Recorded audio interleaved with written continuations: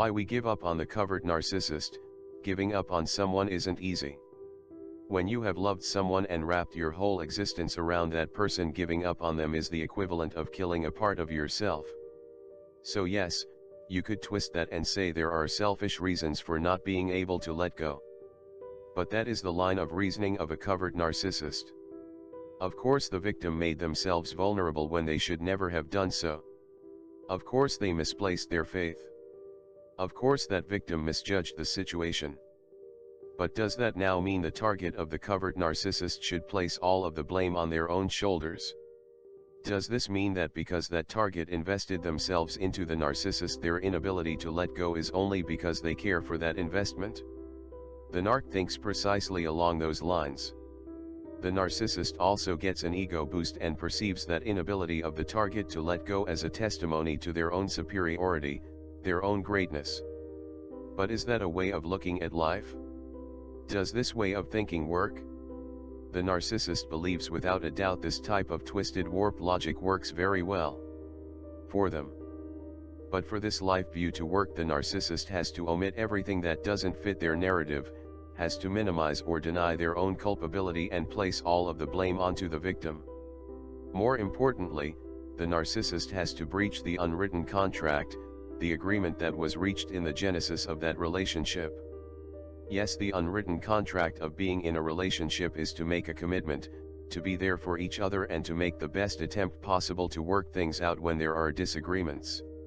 It should also be noted that in many cases all of these things were discussed in high detail and verbally agreed to before any relationship was ever even pondered. Yes, the narc agreed to it all, never meaning a word they said. So when the implicit contract of a relationship is even made more firm and explicitly agreed to, you don't just walk away and give up when the going gets tough. Part of being in a relationship means holding on, trying to understand. But the narc twists it all and calls it selfish to not allow them to simply switch partners, to walk away when they get bored. Yes, all of society is based on numerous unwritten agreements. So if we lived by the rules of the covert narcissist, all society would break down. No one could trust anything or anyone. Yes, just do as you please whenever you please. Damn the rules, the narc is above them all. Their mantra is do as thou wilt, the primary law of the Satanist. Now sadly, a victim that has been given the treatment by a narcissist and is in the devaluation phase of the relationship will believe themselves that the narc has valid reasons for all that they do. That includes emotional, psychological, and in some cases physical abuse. That includes justifying the covert narcissist leaving at the drop of a hat and not needing to give any explanation or have any concern whatsoever for the target they have now tired of using and abusing. That includes being made to feel selfish for not simply letting go when the narcissist is done with us. But of course much has been omitted. Our attachment for that narcissist isn't all about us per se. We actually cared about that person. We saw their flaws, and even though we weren't aware of covert narcissism, we were aware of many of the elements that made the covert narcissist defeat themselves. Yes, as a partner who had made that lifetime commitment to a very deeply flawed individual, we felt it was our function, our obligation even, to try and get them to a place of peace and contentment. A place that admittedly we wanted to spend with them. We saw that person's potential and wanted to help them achieve it. But that was before we knew anything about covert narcissism and could even conceive of the fraudulent situation we were in. That narc neither cared about us nor had they made any investment or commitment to us. It was a game for the narcissist. An act. A performance. But even after that narcissist was gone and before we understood the game that was being played, the ruse perpetrated upon us, we still deeply believed in that vision we had of who that narcissist could be, the good that was inside of them. We believed they loved us and shared our vision for the future, and we genuinely felt that the narcissist was losing something of substance, the love, concern, and investment that we had made in these creeps. Yes, we were puzzled at the time. How could the narcissist simply walk away from all of our efforts? The answers came later. That covert narcissist was in that relationship for the experience and the experience alone. Our efforts, All of our heart and soul that we poured into that individual were of no value to the narcissist.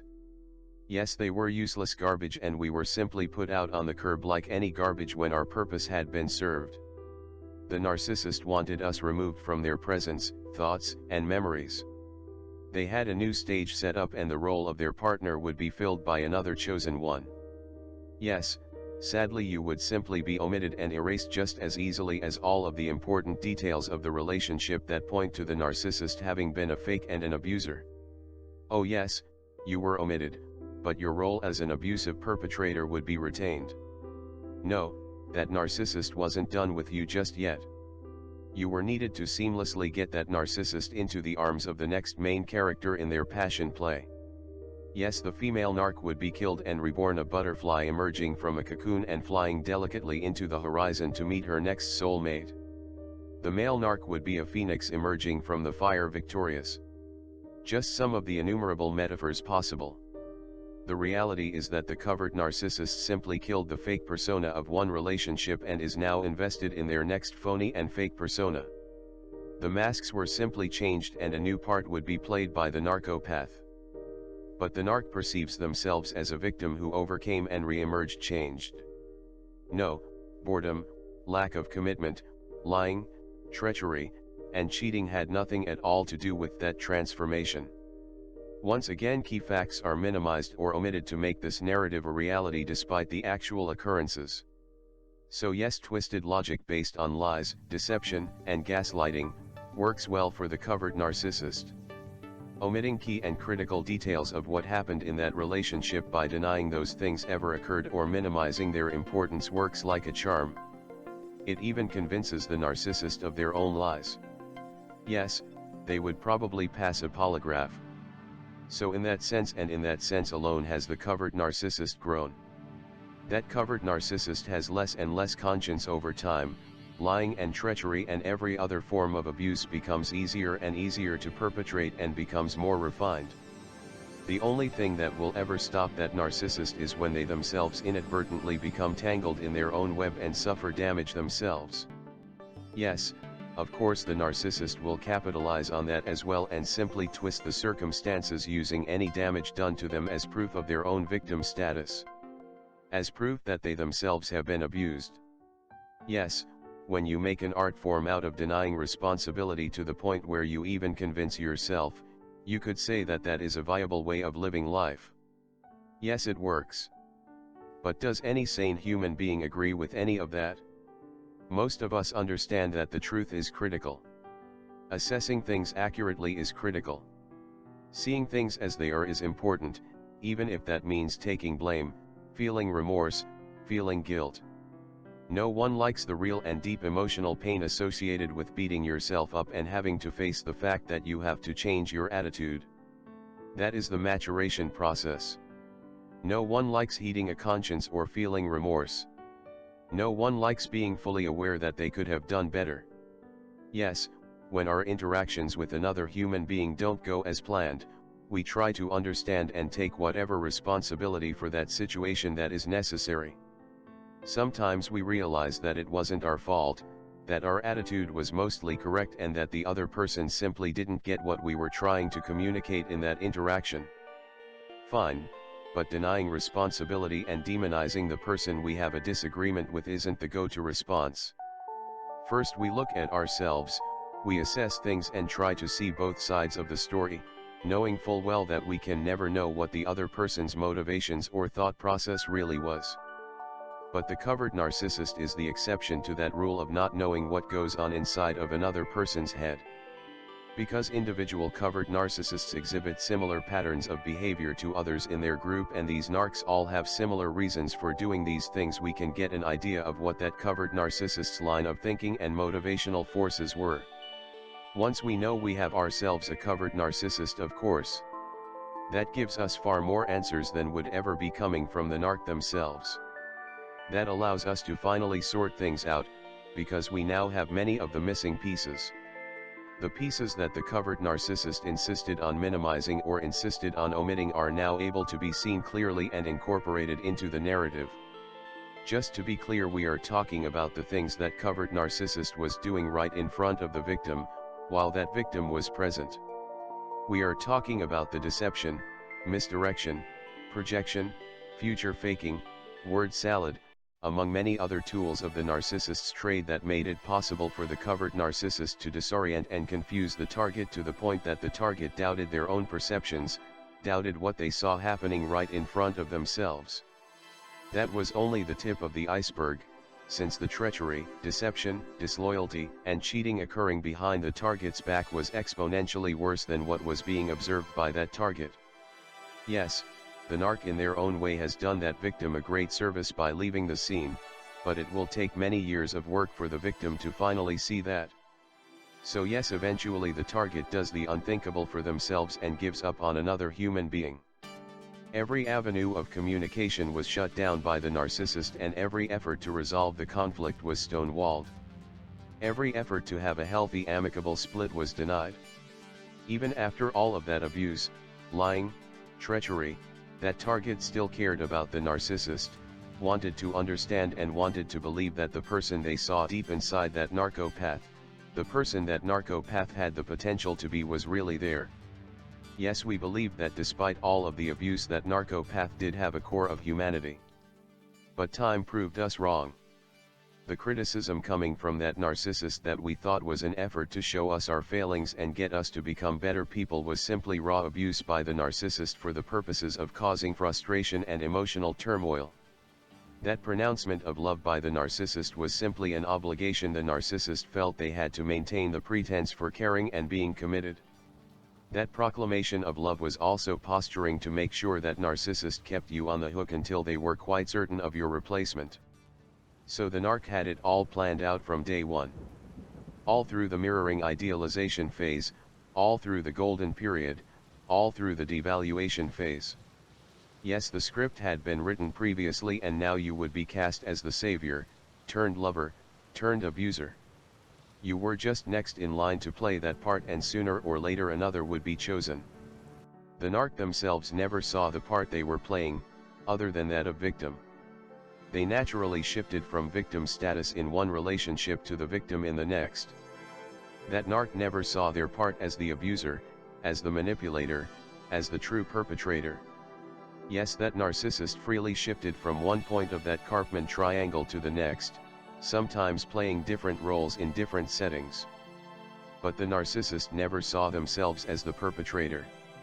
Yes, if they were ever in the role of perpetrator, they saw themselves as a crusader, fighting the forces of evil. You, as the target, were chosen to fit the bill and be the evil they were fighting. That was all done seamlessly and the narc was aware of it and was quite proud of their ability to pull things off. Yes, that narc got a real boost to their self-confidence and self-esteem by being able to con so many people and get away with it.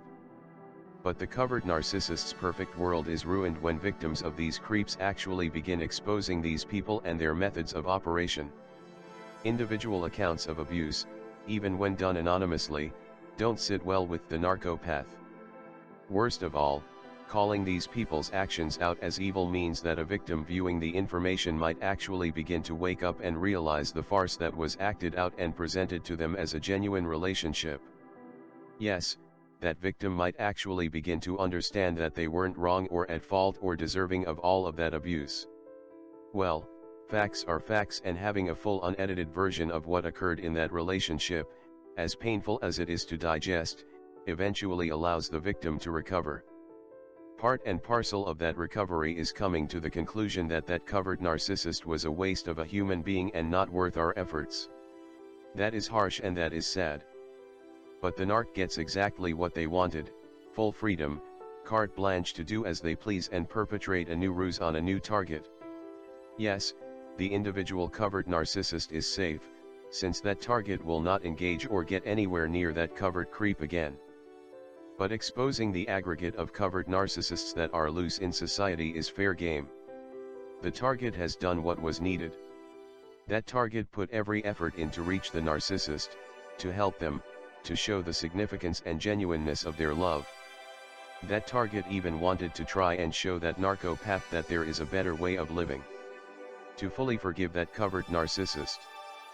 But that was before the true harsh reality of the heartless, calloused environment inside of a covert narcissist was fully realized.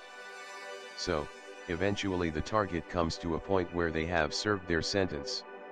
Yes, the target suffered terribly and may well continue to suffer into the future, but one thing is for certain, that narc is erased.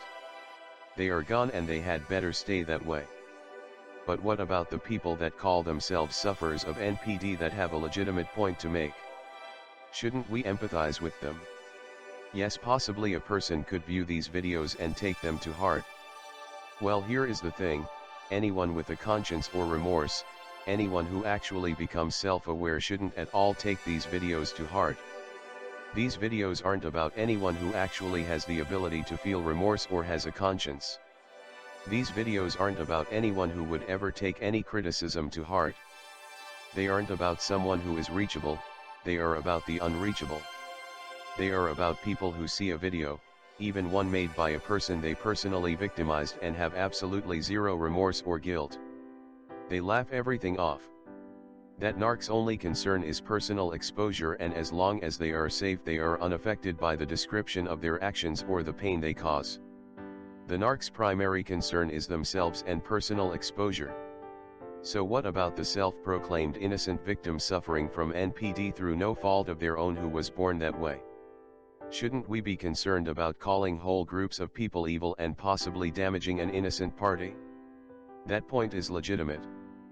But the problem with that argument is that we aren't calling covert narcissists out as being evil simply to demonize them as individuals, we are calling them evil because of their evil actions. The terrible calloused abuse that they perpetrate on others is evil, and that is simply a fact. A self-aware narcissist who may never be able to feel empathy for another person is not evil in and of themselves. That narc can choose to do the right thing and to try and do better and to try and not hurt people in the future. That can be respected. We have no malice whatsoever for those self-aware covert narcissists.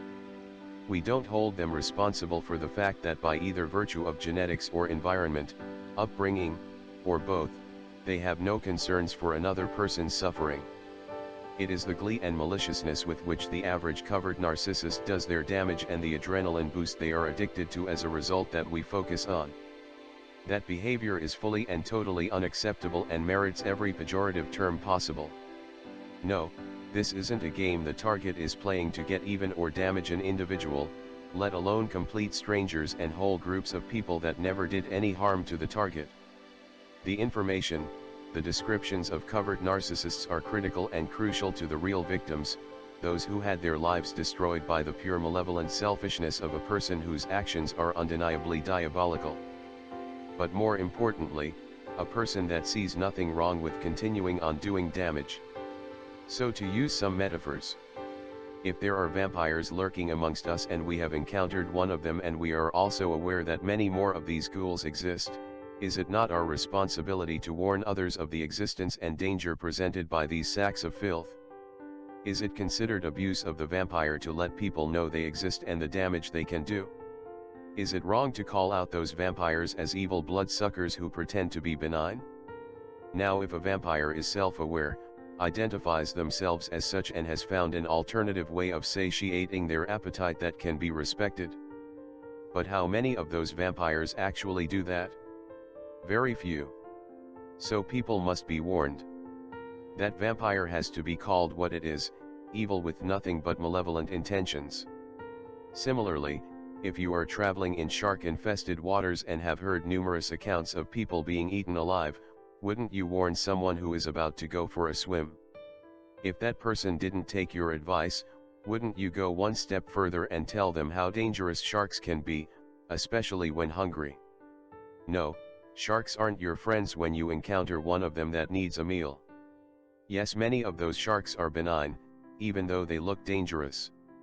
But just because only 1 out of 10 sharks is a vicious killer, a man-eater, are we now doing the wrong thing by calling sharks a menace? Yes, the shark is just doing what comes naturally, but when people's lives are at risk we call these creatures dangerous and to be avoided. We do everything in our power to drive home the point, since many people will just not get it. Until it's too late. Moreover, imagine a shark that is as dangerous as most sharks but appears to be a friendly dolphin. One day when you least expect it, that dolphin sheds its skin, shows its teeth and nearly mauls you to death.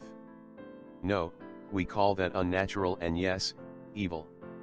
No, the shark only did what came naturally, and we knew the chances we were taking if we were foolish enough to trust them. But a creature that appeared to be a dolphin that was never a dolphin and tried to kill? Yes, that is evil. Yes, we have just described in different terms a wolf in sheep's clothing. A common metaphor for a covert narcissist. Yes, a pathological covert narcissist who is neither concerned about changing nor wanting to see the error of their ways will never be touched or moved or made to feel bad about any video or other presentation depicting them as evil. It will have no effect upon them. The narc's only concern is their own personal exposure. Yes, if anyone were to take these videos to heart, it would be the covert narcissist that was my partner. Well, she did come to visit nearly a year ago and told me she had found God. The lies spewed in that encounter told a very different story. Yes, she was suffering from an illness and living alone, and stated that maybe I should stop making videos about covert narcissism. Yes, she had been watching the videos. All of them. Was there any sign of guilt or remorse? Even an apology? No. According to the narc, she was there to give me closure. Well, I will not go into high detail of all that was said, all of the lies told and the doubling down on the lies when confronted with verifiable contradictory proof. But okay, she was there to give me closure. No, not to silence me, although she had a lawyer that was carefully screening each video. But where was the remorse? Where was there any trace of having felt guilty or wanting to make things right? So let's spend a few moments in Crazy Town. There is a reason for it. Was it just coincidence that not a few weeks previous I had the most bizarre encounter with a person who was taking on two personalities at the same time and making threats and accusations about me personally in the comments section of my YouTube channel? Yes, the person was a woman and her cousin all rolled up into one. When I responded by saying that the person she was describing wasn't me, that she had a case of mistaken identity and that I didn't know her, the response was, no, you, meaning I, have a case of mistaken identity. What nonsense. Think about it for 2 minutes. So I assumed she was someone I never met, and that meant I had a case of mistaken identity. Okay.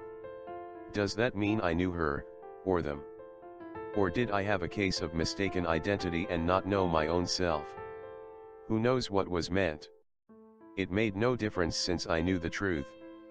The creep never gave any coherent answers and was simply blocked after given numerous opportunities to either identify themselves anonymously with some details or otherwise prove who they were.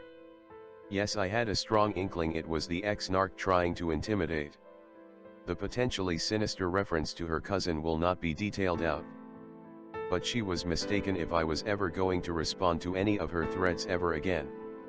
Yes, the narc had made similar bizarre postings on her social site, the most notable of which is when she posted as the same person, but used 3 different identities under that same tag name. In one post, a surprise of a new iPhone was being planned by 2 people under one tag name. 1 or 2 posts later, the recipient of that iPhone made note of how surprised she was by the unexpected gift under the same exact tag name. Are you confused yet? Yes, it makes your head swim. No, we can't make sense of the incoherent and nonsensical. But we certainly feel bad for those who aren't even aware of how foolish and crazy they sound. But back to the comments on that YouTube video. Was I communicating with one person or 2? From my recollection, the answer I received was something along the lines of, yes, it's us. Of course, that makes no sense. It's worth repeating the notable quote from that freakish encounter. After I told this anon that I didn't know who they were, their response was, you have a case of mistaken identity. It's like saying, if you don't know me, you have a case of mistaken identity. Okay. But then the person refused to acknowledge they knew me. Is this someone who wanted a serious conversation? Of course not. But all of the hallmarks of the ex-covert narc partner made it highly likely that this was she. So not coincidentally does she show up shortly thereafter at my place of work, waiting an hour to speak to me with a different strategy than the Anon did. Sure, just a coincidence. Yes, it is possible, but highly improbable. Make no mistake, that narc I was with knew she was evil. I never understood it at the time, but she had good reason to state, "I'm not going to a good place." Well, that woman is alive, and if she is bound for a not good place, it is not because of any past actions, including all of the harm she did to me. Her refusal to see the error of her ways and become self-aware to a point that she chooses to no longer do damage is her reason for having an ominous future. That person has been clearly shown the effects of her actions on others, and more importantly has been shown a way out, Jesus. That is tough love. That is compassion. That is concern coming from a target and gifted to the narcissist despite that narc's terrible actions. That is empathy. But eventually the obligation is gone and the covert narcissist is rightfully written off. Yes, the target has every right to give up on that narcopath. No, that doesn't mean that the covert narcissist is irredeemable, it just means that the narcopath's fate is no longer the responsibility of the target. The narc made their bed and will no longer be warned. Let the narc sleep in their bed. The narc created their stage, they chose the roles of each and every one of the characters in that farce presented as a real, genuine life. That narc even chose their own role. Yes, other people are involved in that drama, but we are out of the loop. It is no longer our obligation to point that out to our ex-partner, someone who knows it all. Most narcissists simply perceive every attempt at waking them up as abuse, someone trying to play their game and beat them at it. Okay. But we continue warning others about this condition of covert narcissism and the extreme danger of being in a relationship with these ghouls. So no, we no longer empathize with the covert pathological narcissist. We gave our all. We emptied ourselves. We did empathize. All that was accomplished by the empathy was to give more energy to the narcissist. Energy that was used to commit even further abuse. All that the empathy did was embolden the evil cretinous covert narcissist further. Yes, all of our efforts at empathy simply had the result of producing enablement. Sadly, we no longer believe in the covert narcissist and have written them off. But we retain our optimism and our belief that the vast majority of people on this earth are reachable and are worth empathizing with. So what ties everything in this video together is one simple truth: the narcissist expects us to show them empathy when that's all we ever did when we were in that relationship and long thereafter. It's clearly provable that the narc themselves never had any empathy for us, even after given many chances to prove they had a heart and a soul. Yes, it's a two-way street this world is, but a narcissist will never understand that. It's all about them and everything has to be put into terms that accommodate them. Yes, we are now free. We have air around us again. Fresh air and sunlight, and all of the toxicity is behind us. It is no longer our obligation to care or be concerned. We paid our dues, and it should be stated again, we served our jail sentence. Yes, the jail door was opened long ago, but like the Birdman of Alcatraz, we felt obligated to remain in that cell. Something inside of us told us we needed to stay in that cell, to try to understand what got us there in the first place. Somehow we were strangely attached to the routine in those restrictive and structured confines. Yes, that cell was a home to us, and despite the harsh conditions we were comfortable there. But we finally realized there was a better life outside of those barred walls, and we departed. We will never allow ourselves anywhere near that toxic environment created by a covert pathological narcissist again. Thank you for watching. Comments are welcomed. Peace be with you.